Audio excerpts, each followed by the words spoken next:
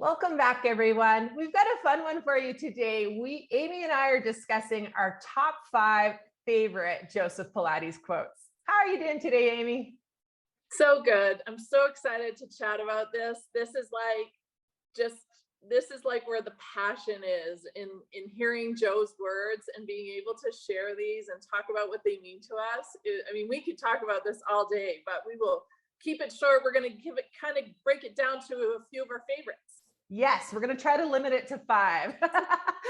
All right. So, quote number 1. Contrology develops the body uniformly, corrects wrong postures, restores physical vitality, invigorates the mind, and elevates the spirit. Wow, right? Think of this. This was written like almost 100 years ago. And hearing those words today of what we've been through, how that applies so much to what we're seeing today and to what all of the bodies need, what we all need today. That's one of my favorite. It really is. And I love that contrology, but some of you may or may not know, is what Pilates was initially called. Yes. It only became Pilates, if I'm correct, after he passed away. Yeah, and Joe passed away in 1967. So that's always important to keep in mind. I think people think sometimes Pilates is sort of a newer fad, and it's like, no, it's been around for over 100 years. And it's really built on some solid philosophical foundations, the trinity of the body, the mind, and the spirit.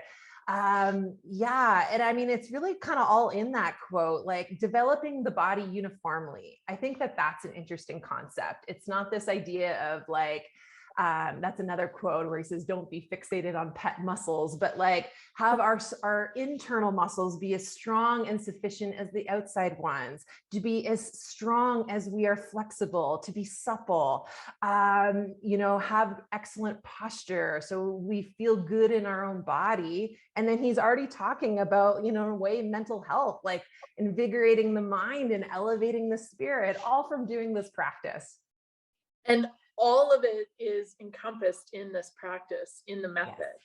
Yes. And when I often wonder, when I'm teaching, what would Joe say today? Like, what would in 2022, what would he say today?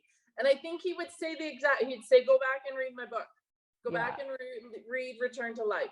And it's all in there. And it really is all in there. And that's really from a place where we both teach from. That's really where our passion comes from. Is I really love hearing Joe's words. I love all of it. So I think it's such a timeless quote. Indeed. And you know what? We can keep going on this, but we got to get on to the next 4, Amy. Got to get to the next 4. So the next one is a little bit of a lengthier one, but man, this one, whenever I ever feel like I'm in a teaching rut, or if I'm feeling like in a rut in my practice, this becomes my like go-to, and I'm back to that passion and fun again, where he says, our interpretation of physical fitness is the attainment and maintenance of a uniformly developed body with a sound mind, fully capable of naturally and easily and satisfactorily performing our many and varied daily tasks with spontaneous zest and pleasure. Don't you love that? I love that one. Smile. And every time I think of zest and pleasure, I think of you. Yeah. But I think this quote it talks about the trinity of the body, mind, and spirit again. But I also think that by doing Pilates, it's supposed to enable you to do the things you love, your passions, whether it's golf or hiking or bike riding or playing with your kids or your grandkids, to do it with zest and pleasure, not being like, oh, I don't have the energy to do this, or I feel stiff and hurt in my body. I think it can be fun. I think life is meant to be enjoyed, to have this passion and vitality, to do the things that we love to do. And if I can do a little part 2 on this, that I believe that I think the work itself, Pilates, the method, can also be done with spontaneous zest and pleasure. Sometimes as teachers, we can get really detailed in the, the nitpicking of the little details, which, don't get me wrong, are important. But I mean, I think when you do Pilates, it shouldn't feel like a chore. It should be fun and a privilege to move your body in this way. What do you think, Amy? I could go on about this. I agree. And I think, I think this applies at any age. And, in my studio, I teach from 7 to 90. That's the range. So amazing. It's at 7, teaching them a joy of movement and the fun of it. But then at 90, it's like, when I hear my 90-year-old say, "Oh, I can put my pants on every morning because I remember to engage my core. I don't have to hold on to anything." Amazing. That is the vitality and the journey of keeping us moving our entire lives. I love it. I love it. Yeah. And I think too, like, Pilates is fun. That's such a compliment I think I sometimes get when people, and I mean, it's not I'm just the messenger as the teacher, but people are like, this doesn't feel like a workout. This doesn't feel like a chore. I'm not bored mindlessly doing the same repetitive thing. I feel engaged. I feel invigorated. I always feel better after I practice. And that's just the best, right? So true. So maybe I'll go to the next one. Yeah. This is one of my favorite. It stays in my studio, but I'm going to read the first part of it. Remember, too, that Rome was not built in a day, and that patience and persistence are vital qualities in the ultimate successful accomplishment of any worthwhile endeavor. Okay, not just in your Pilates practice, but in life, that for me, like that, those words live here. I look at those words, and on those hard days, it's like patience and persistence. I just need patience and persistence on those days when it's hard, and it could be hard in the roll up, or it could be hard in business, and that it gives us, I don't know, that one just, there's so much wisdom there that we can take with us every single day. What do you think?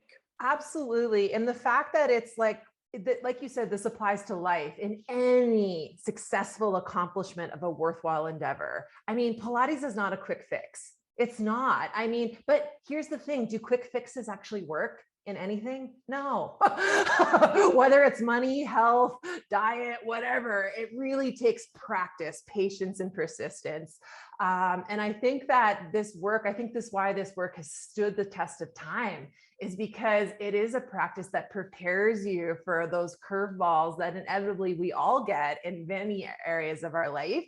And that patience and persistence is what's going to give us that discipline to kind of see it through.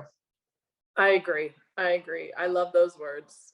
Oh, so good. Oh man, I guess we got to go to the next one though. Let's go to the next one. Here's a fun one too. A shorter one, but a very powerful one. Everyone is the architect of their own happiness. I mean, really, like it gives us so much power. And I think sometimes, like, hey, we all have bad days. Like as happy as you and I are a lot of the time, I know we both have bad days too, but we always have the power to choose. What in the next moment can I choose that is going to make my body feel better, calm my mind, take me to a place that I feel safe and empowered so I can make like productive choices to my goals. And I mean, he's talking about this in the 40s, Amy.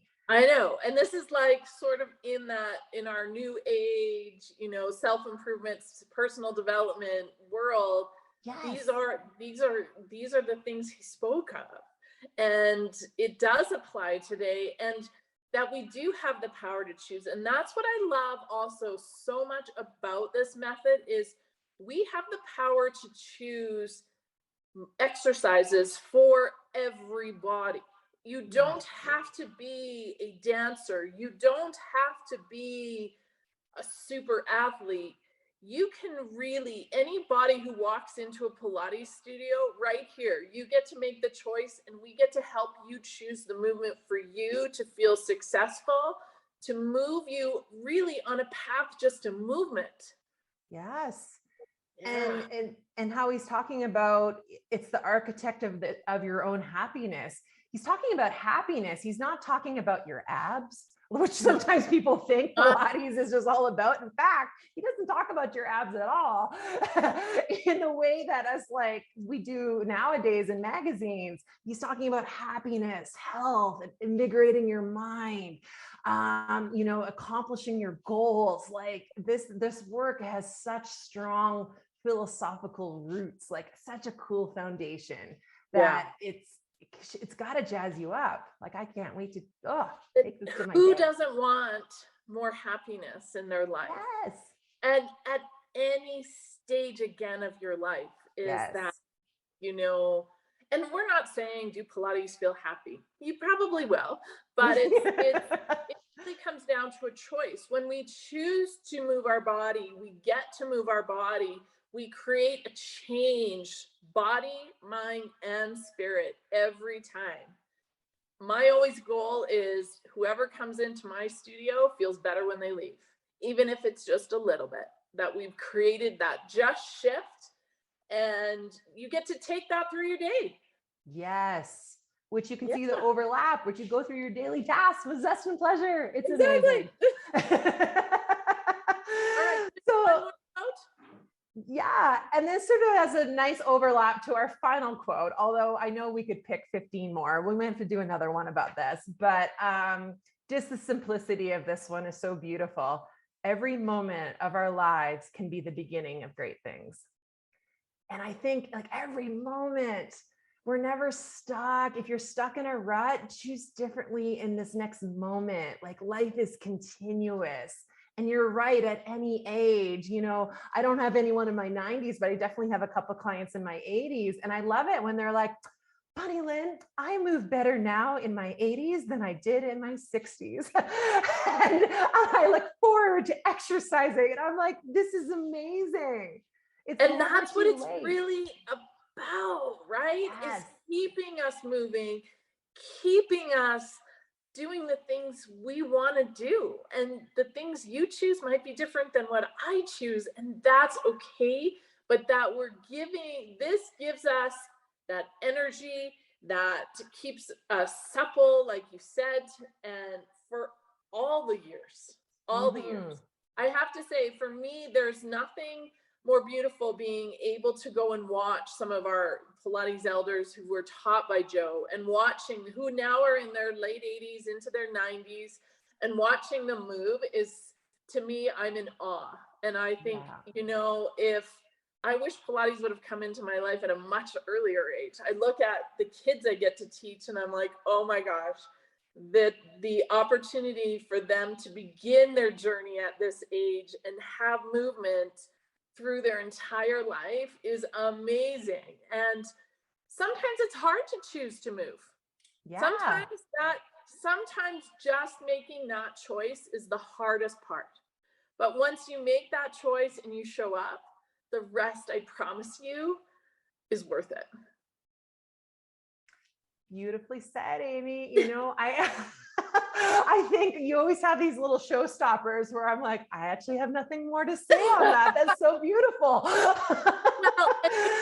I think just to finish it off, I think all of the, what we do have of Joe's work that we can share is his book. He had 2 books, and his book was Return to Life, which these quotes came out of. And actually, one of them might have been, is it Out of Your Health as well, I think? Yeah. So just think of those titles. Like he made those about your health. Pilates is about you and your workout. These quotes are, how do they apply to you? Not us as the teacher. We just are going to share the work, and you make it your own, which is amazing. And, return to life. Being able to use these movements to keep us moving through our everyday life, return us to the things we want to be able to do today, tomorrow, 10 years from now. And I think that is truly it is truly a gift that he has left us with. And I feel so privileged that we get to share this, talk about this. And really, it does make a difference in every body that comes into to a studio and feels this method. Absolutely. And continuing on this legacy to pass on this idea of like showing up for yourself, having like discipline sort of has a negative word, but it's like a routine, a habit, something positive for you that takes care of your body, your mind, and your spirit. Like, sign me up. Like, that is the most efficient way to like show up for yourself and just improve all aspects of your life. Oh, I love it. Thank you Yes. so much, Amy. I could talk about this forever, but thank you so much for listening. Let us know what you think. And if you like this episode, give us a review and we'll talk to you next time.